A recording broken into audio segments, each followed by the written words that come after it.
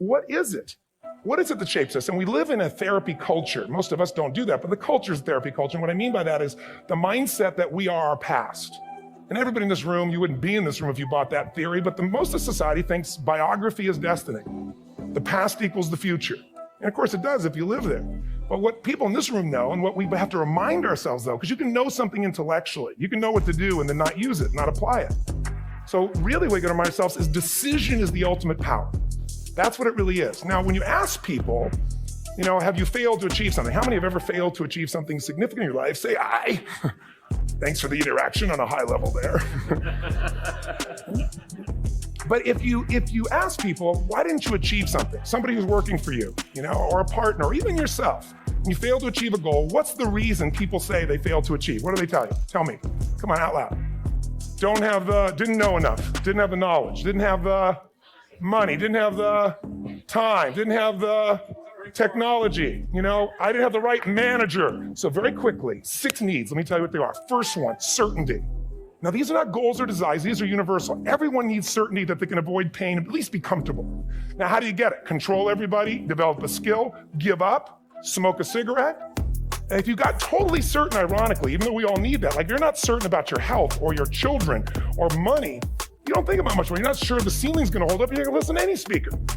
But while we go for certainty differently, if we get total certainty, we get what? What do you feel if you're certain? What's gonna happen, when it's gonna happen, how it's gonna happen, what would you feel?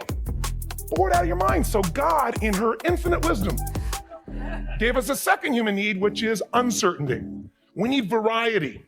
We need surprise. How many of you here love surprises? Say aye. You like the surprises you want. The ones you don't want, you call problems, but you need them. So variety is important. Have you ever rented a video or a film that you've already seen? Who's done this? Why are you doing it? You're certain it's good because you read it before, saw it before, but you're hoping it's been long enough you've forgotten enough there's variety. Third human need, critical, significance. We all need to feel important, special, unique. You can get it by making more money. You can do it by being more spiritual. You can do it by getting yourself in a situation where you put more tattoos and earrings in places humans don't want to know. Whatever it takes. The fastest way to do this, if you have no background, no culture, and no belief in resources or resourcefulness, is violence. If I put a gun to your head and I live in the hood, instantly I'm significant. 0 to 10, how high? 10. How certain am I you're going to respond to me? 10. How much uncertainty? Who knows what's going to happen next? Kind of exciting, like climbing up into a cave and doing that stuff all the way down there. Total variety and uncertainty. And it's significant, isn't it? So you're willing to risk your life for it. So that's why violence has always been around and will be around unless we have a consciousness change as a species. Now you can get significance a million ways, but to be significant, you got to be unique and different. Here's what we really need. Connection and love, fourth need. We all want it. Most people settle for connection because love's too scary.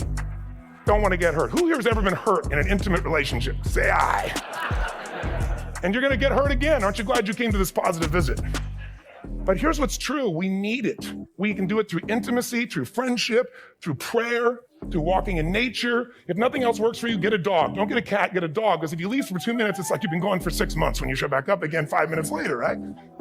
Now, these first 4 needs, every human finds a way to meet. Even if you lie to yourself, you need to have split personalities. But the last 2 needs, the first 4 needs are called the needs of the personality, is what I call it. The last 2 are the needs of the spirit. And this is where fulfillment comes. You won't get fulfillment from the first 4. You'll figure a way, smoke, drink, do whatever, meet the first 4. But the last 2, number 5, you must grow. We all know the answer here. If you don't grow, you what? If a relationship's not growing, if a business is not growing, if you're not growing, it doesn't matter how much money you have, how many friends you have, how many people love you, you feel like hell. And the reason we grow, I believe, is so we have something to give of value. Because the 6th need is to contribute beyond ourselves. Because we all know, corny as it sounds, the secret of living is giving. We all know life's not about me, it's about we. This culture knows that, this room knows that. And it's exciting. When you see Nicholas up here talking about his $100 computer, the most passionate, exciting thing is here's a genius, but he's got a calling now. You can feel the difference in him, and it's beautiful.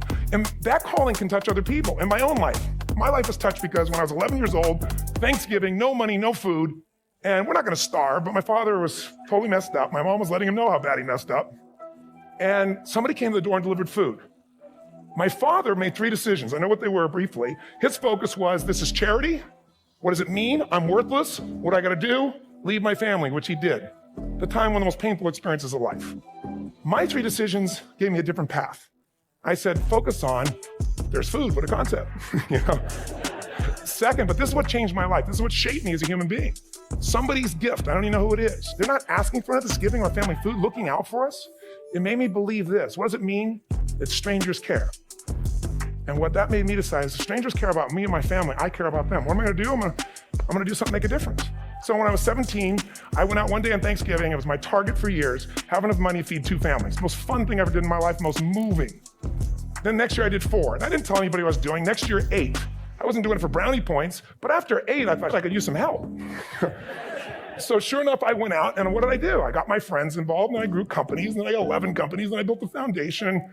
Now, 18 years later, I'm proud to tell you, last year we fed 2 million people in 35 countries through our foundation, all during the holidays, Thanksgiving, Christmas, and all the different countries around the world. It's been fantastic. Thank you. So I don't tell you that to brag, I tell you because I'm proud of human beings because they get excited to contribute once they've had the chance to experience it and not talk about it. So finally, and I'm about out of time, the target that shapes you, here's what's different about people. We have the same needs, but are you a certainty freak? Is that what you value most, or uncertainty? This man here couldn't be a certainty freak if he climbed through those caves.